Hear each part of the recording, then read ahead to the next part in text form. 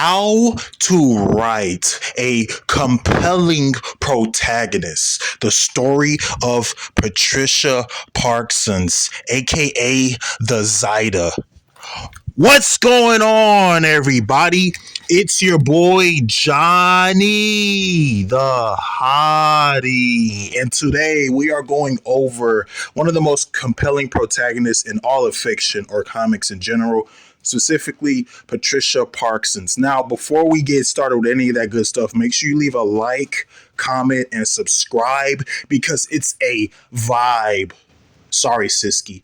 All right, now, oh, and by the way, thank you guys for 121,000 subscribers. That is insane and unreal. Thank you. I'm going to give a shout out video next time. But anyways, with that out the way, and without further ado, let's get into the video. All right, now, first of all, we have to go over what makes her a compelling protagonist. But in order to do that, I went over 3 categories, okay? So we care about her, we respect her, and, well, to be honest, she makes us feel an emotion. This is the 3rd one. But the 4th one that I'm going to go over, yeah, I know I said 3, but damn it, this is my video, baby.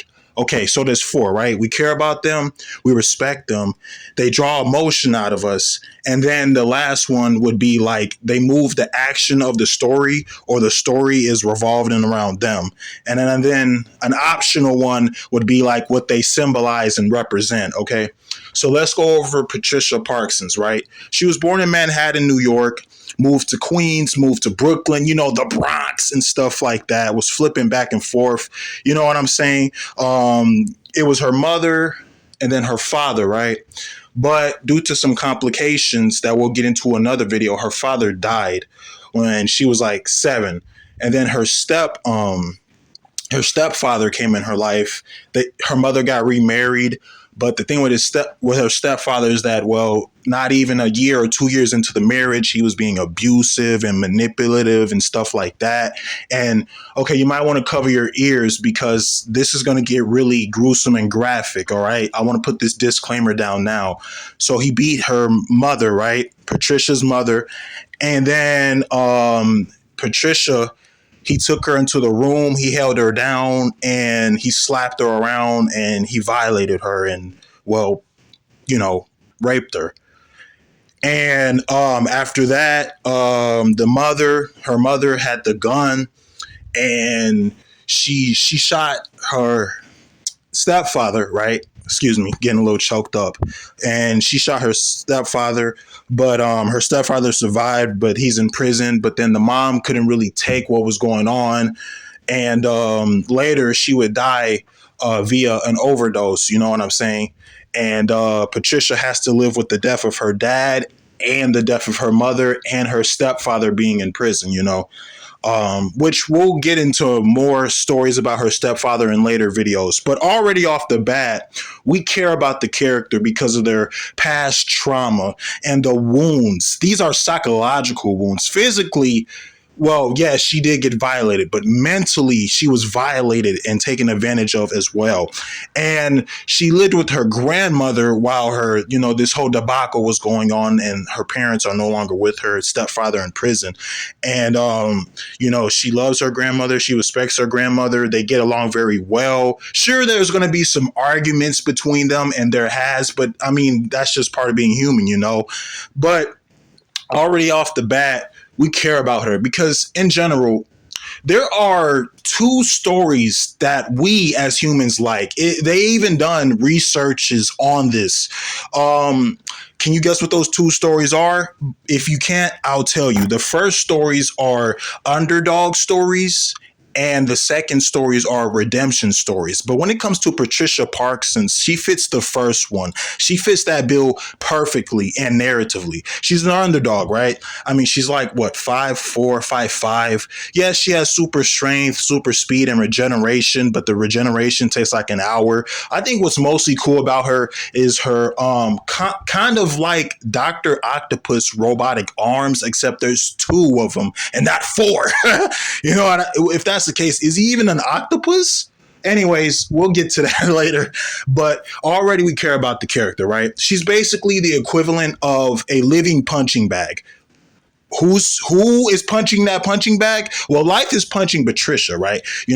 She has job, she has a bill, she has school and stuff like that, but she just can't seem to really, what's the word I'm looking for? She can't really seem to navigate. That's it. You know what I mean? It's like everything's falling out of place, falling out of order. She can't catch a break. She lost her mom, she lost her dad, her step father, you know what I mean, lost a job, lost a boyfriend here and there, you know what I'm saying? So yeah, you do naturally feel bad for the character because they are going through things that are just not right. But hey, life's not fair, okay?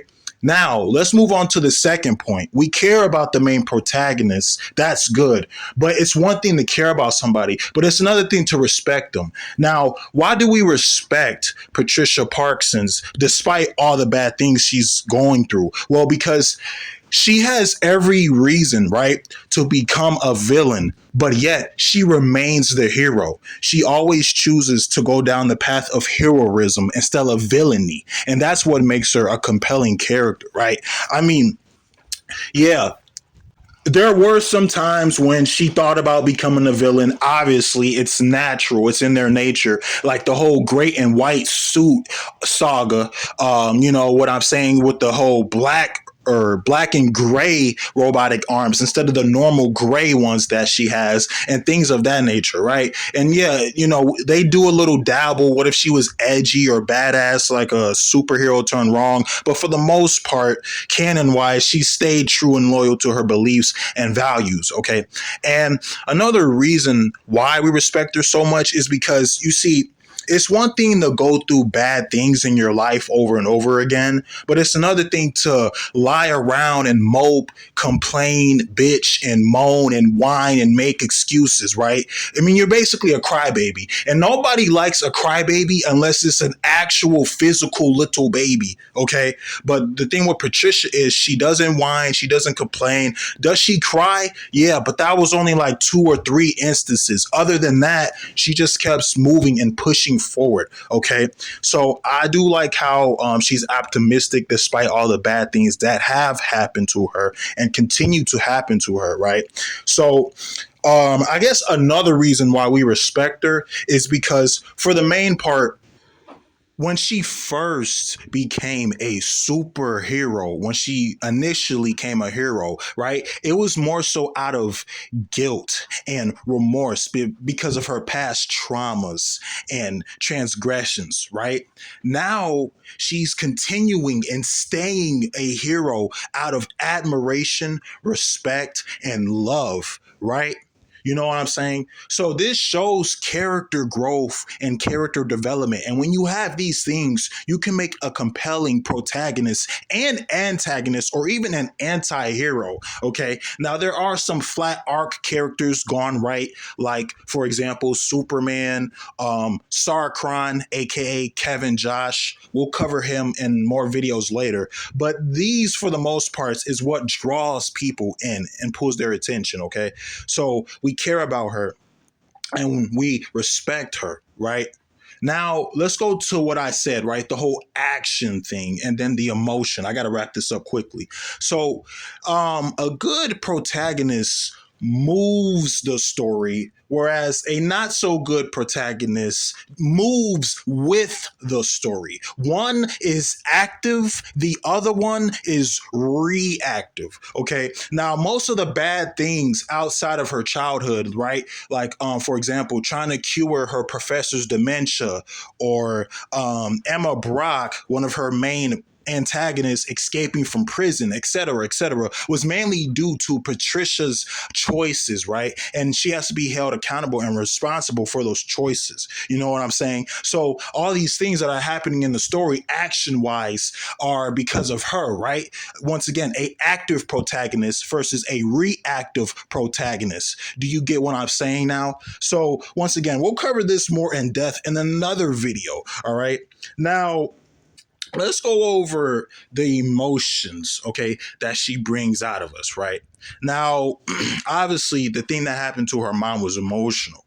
the thing with her and her stepfather was emotional, and she's had some emotional moments with her grandma, her grandpa, even though that was short lived, her best friend, her other friend, and her professor, the one that I brought up earlier, and Emma Brock, who is a literal psychopath. Like, oh my goodness, that woman is insane.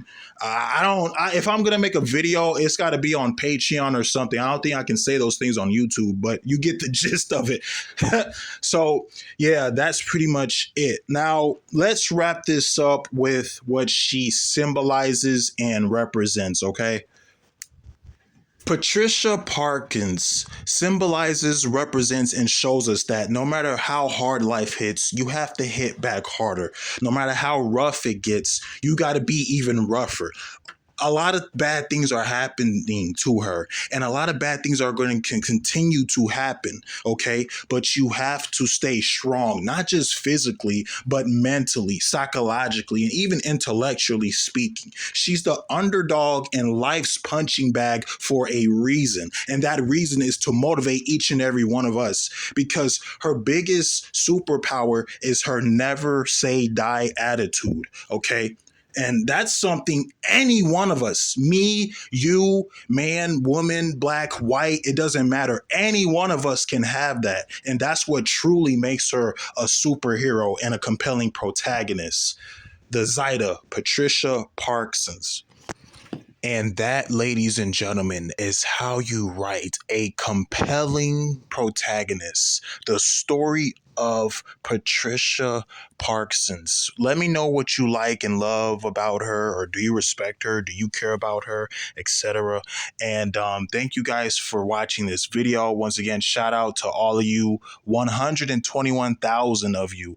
But until next time, it's been your boy, Johnny the Hottie. And I'm out. Love you.